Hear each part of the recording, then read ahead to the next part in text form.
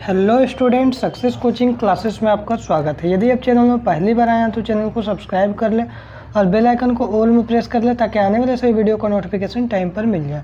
आज हम डिस्कस करने वाले हैं क्लास 9th का मैथ का जो आपका चैप्टर है 4, जो आपका 30 सितंबर को जो आपका वीकली टेस्ट होने वाला है उसके लिए ये चैप्टर वेरी इंपॉर्टेंट क्वेश्चन आपको बताने वाले हैं।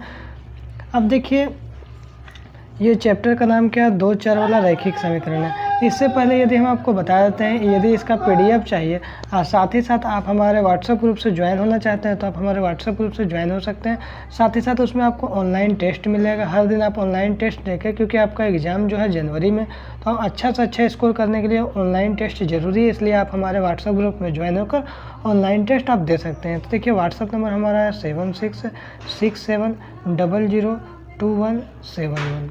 ये हमारा व्हाट्सअप नंबर में ज्वाइन हो जाइए और जल्द से जल्द हर दिन टेस्ट अवेलेबल होता है। आप टेस्ट दीजिए, अपना स्कोर पता करिए जो आप कितना स्कोर कर पाते हैं। चलिए देखते हैं यहाँ पर क्वेश्चन क्या बोल रहा है, 2 चर वाला रैखिक समीकरण। तो सबसे पहले आपको देखिए, 2 चर किसको बोलते हैं। इसे मान लीजिए 2x है प्लस 3y है प्लस 9 है बराबर 0 है। देखिए बढ़िया समझ लीजिए बच्चों। देखिए, पहला एक x है और दूसरा y है। ये सब क्या चर है, एक चर और एक चर, क्या हो गया, 2 चर हो गया। अब रैखिक समीकरण मतलब क्या हो गया, जिसका पावर 1 हो, कुछ ना हो तो पावर क्या हो, 1 हो। उसी को हम लोग क्या बोलते हैं, 2 चर वाला रैखिक समीकरण। हर बच्चे को समझ में आ गया? कोई बच्चे को दिक्कत है तो बोलिए। कोई बच्चे को दिक्कत तो नहीं है? आगे बढ़ाए, चलिए आगे बढ़ते हैं। अब यहाँ पर बोल रहा है 2 चर वाला रैखिक समीकरण का मानक रूप क्या होगा। ये भी एग्जाम के लिए बहुत इंपॉर्टेंट क्वेश्चन है, तो याद रखिएगा ax plus B Y plus C बराबर 0। क्या हर बच्चे को समझ में आ गया? किसी को कोई दिक्कत है? यहाँ तक कोई दिक्कत नहीं है। ax plus B Y plus C equal to 0। आगे यहाँ पर देखिएगा, क्वेश्चन बोल रहा है इनमें से कौन 2 चर वाले रैखिक समीकरण है। क्या होना चाहिए, 2 चर होना चाहिए। आपको सिखाएं a b c d e f जितना भी होगा सब क्या है, चर है। और रैखिक समीकरण सिखाया जिसका पावर 1 हो। अब यहाँ पर देखिए, एक तो x तो है लेकिन यहाँ पर आगे एक ही चर है, तो ये ऑप्शन को काट दीजिए क्योंकि यहाँ पर आगे तो कुछ नहीं दिख रहा। यहाँ देखिए, यहाँ x है और यहाँ y है, 2 चर है तो 2 चर हो गया। रैखिक समीकरण में पावर 1 होना चाहिए। देखिए दोनों में पावर 1 है। क्या हर बच्चा को समझ में आ रहा है? आपको नहीं समझ में आया जी? देखिए, हम आपको 2 चर वाला रैखिक समीकरण का मतलब चर होना चाहिए 2 और पावर कितना चाहिए, 1 होना चाहिए। तो इसका मतलब क्या हो जाएगा, ऑप्शन नंबर 2 बिल्कुल राइट आंसर हो जाएगा। आगे देखिए बाबू, इनमें से कौन 2 चर वाला रैखिक समीकरण। फिर आपको क्वेश्चन पूछ दिया। अब देखिए यहाँ पर देखते हैं, 2x है यहाँ पर तो और x y कुछ नहीं, मतलब ये तो एक चर हो गया, इसको काट दीजिए। ये भी देखिए मात्र x है, इसको भी काट दीजिए। ये भी देखिए मात्र x है, इसको भी काट दीजिए। तो ऑप्शन नंबर तो यही ना बिल्कुल हो जाएगा, क्योंकि देखिए यहाँ पर x है और यहाँ y है, 2 चर भी हो गया। रैखिक समीकरण का मतलब पावर 1 होना चाहिए। बोलिए पावर तो 1 दिख नहीं रहा है तो कुछ नहीं है, तो 1 ही मान लेते हैं पावर। क्या सब बच्चों को समझ में आ रहा है? आपको समझ में आया ना जी? बढ़िया से, हाँ ठीक है। चलिए आगे बढ़ सकते हैं, समझ में आ गया ना? चलिए आगे बढ़ते हैं।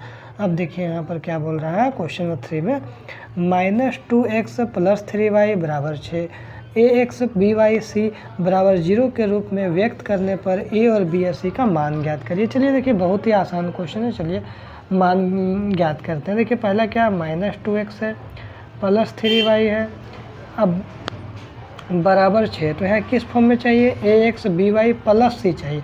देखिए इसको हम लोग क्या करना होगा, -2x कर देंगे प्लस 3y कर देंगे, इक्वल टू है ना, इसको इधर माइनस से और बराबर 0 इक्वल टू कर दें। अब देखिए हमारा जो यहाँ पर थोड़ा सा समझिएगा कंडीशन क्या है। ये हमारा क्या है, a1 हो जाएगा, ये मेरा क्या हो जाएगा 3a2 हो जाएगा, और ये मेरा क्या हो जाएगा, सॉरी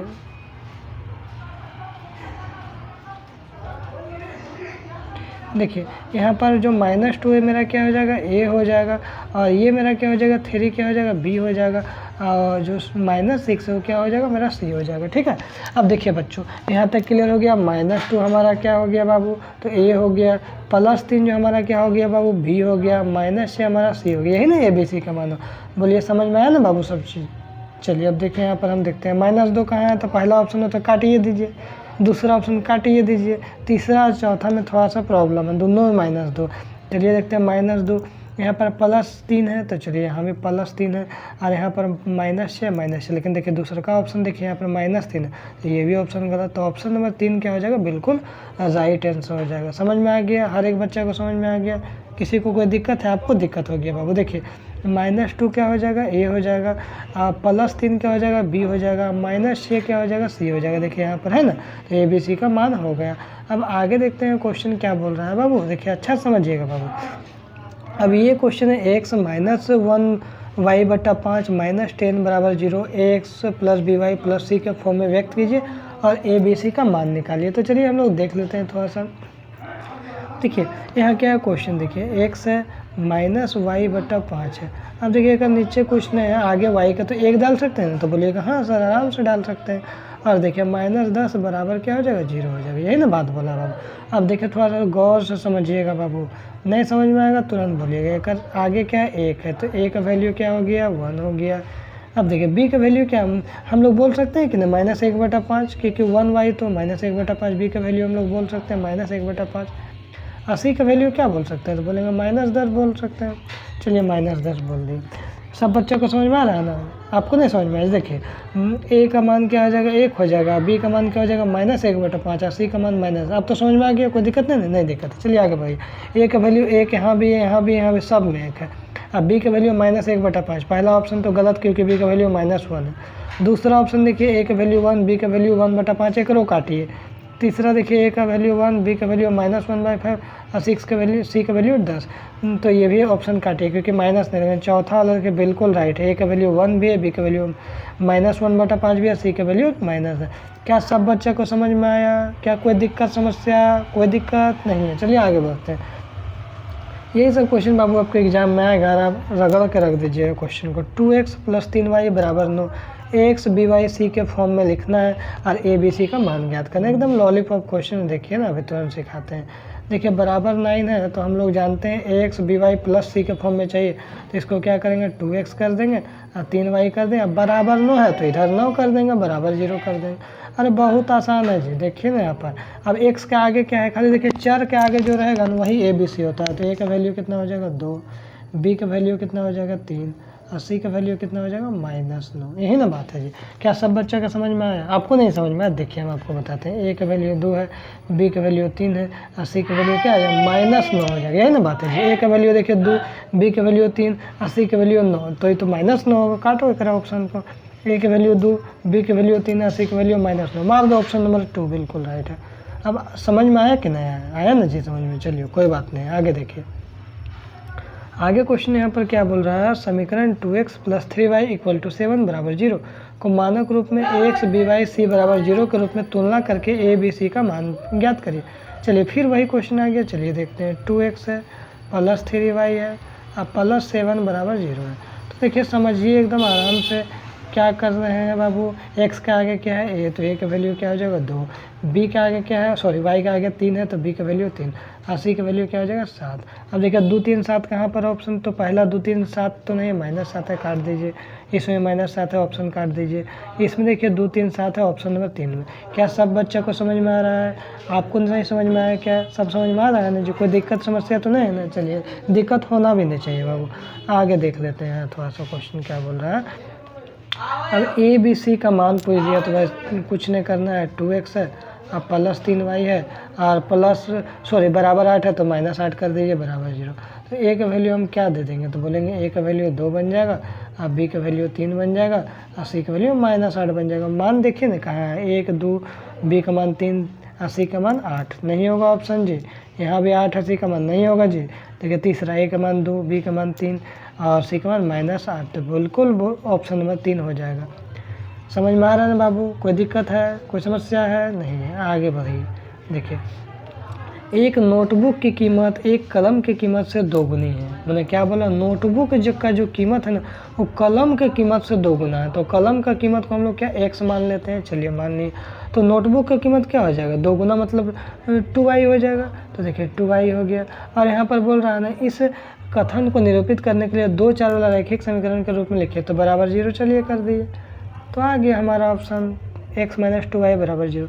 आपको नहीं समझ में आया बाबू? चलिए देखिए फिर समझिए। एक नोटबुक की कीमत कलम की कीमत से दोगुनी है, तो कलम की कीमत को x मान लिए, तो नोटबुक की कीमत क्या हो जाएगा, दोगुना है, तो 2y हो जाएगा। और इसको समीकरण के रूप में लिखने बोला, तो पता है ये है जो बराबर 0 करना पड़ेगा समीकरण के लिए।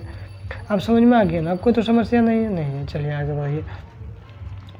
अब देखिए y = 3x + 5 के लिए कौन सा विकल्प सत्य है। तो याद रखिएगा ये अपरिमित रूप से अनेक हल होगा। यदि इसका ग्राफ बनाइएगा तो अपरिमित रूप से अनेक हल होगा, एकदम बिल्कुल याद कर लीजिए। आगे देख लीजिए बाबू, यहाँ पर क्या बोल रहा है, यहाँ बोल रहा है 2 और 0 में देखिए दो क्या है, x है आपका, और y क्या है, 0 है बाबू। क्लियर है। अब इसमें पुट कर देंगे और आंसर बता देंगे k का मान। तो क्या बोला, 2x है, 3y है, अब बराबर k है। तो x का मान क्या बोले हैं यहाँ पर, 2 रखने के लिए, और y का मान क्या बोले हैं, 0 रखने के लिए। बराबर क्या होगा, k होगा। तो 2 दूनी 4, अब प्लस 3 को 0 करेंगे तो 0, अब बराबर क्या हो जाएगा, k। तो देखिए 4 बराबर k का वैल्यू क्या निकल गया, 4 निकल गया। क्या सभी बच्चों को समझ में आया, आपको नहीं समझ में आया वो देखिए ना, वो समझाते हैं। देखिए x का मान बोला था 2 रखने के लिए, y का मान बोला 3 रखने के लिए। x का मान 2 रखे, y का मान 3 रख दिए, सॉरी y का मान 3 बोल दिए, 0 रख दिए।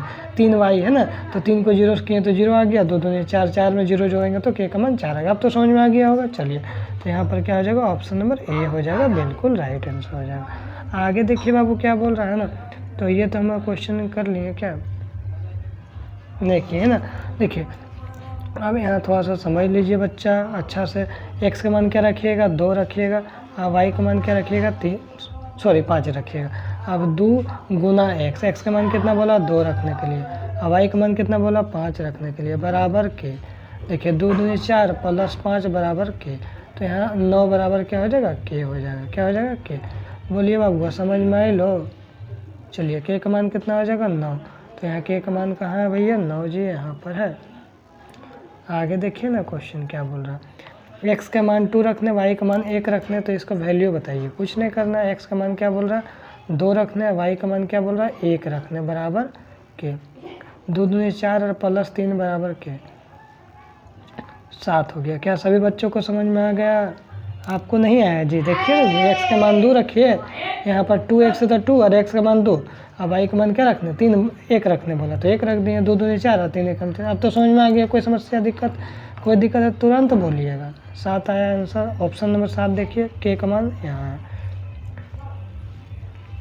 आगे देखिए यहाँ 2x + y बराबर 7 का हल पूछ दिया, कौन सा हल होगा।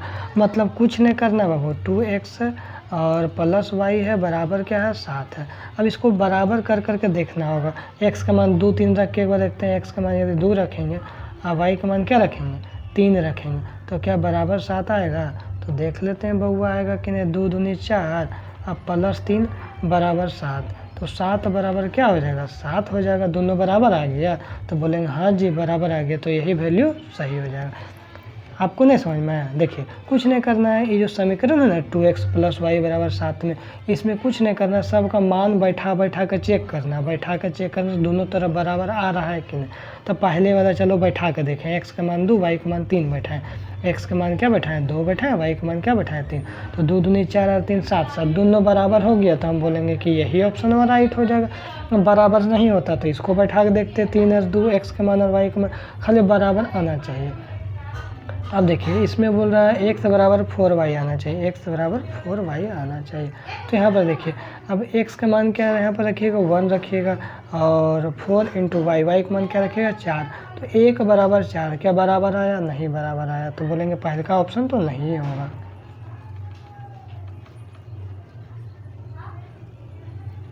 दूसरा का ऑप्शन देखिए, x का मान बोला 4 रखने के लिए, y का मान क्या बोला 1 रखने के लिए। चलिए 1 रखते हैं तो 4 बराबर 4 आ गया, तो हम बोलेंगे हाँ जी बिल्कुल राइट हो जाएगा, ऑप्शन नंबर 2 बिल्कुल राइट आंसर हो जाएगा। देखिए बाबू टोटल क्वेश्चन 15 को बता दिए। यदि वीडियो अच्छा लगे तो लाइक शेयर एंड सब्सक्राइब जरूर करें। फिर मिलते हैं नेक्स्ट वीडियो में। Thank you so much Babu.